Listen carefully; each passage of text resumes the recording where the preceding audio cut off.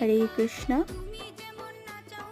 আমি আমার গোপাল সোনাকে কীভাবে ঘুম পাড়াই আমি তোমাদের সাথে সেটাই শেয়ার করব।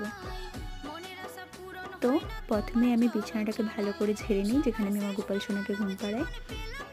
তো তারপর দুদিকে দুটো বালিশ, পাশ বালিশ দিই, মাথায় একটা বালিশ দিই গোপাল সোনার।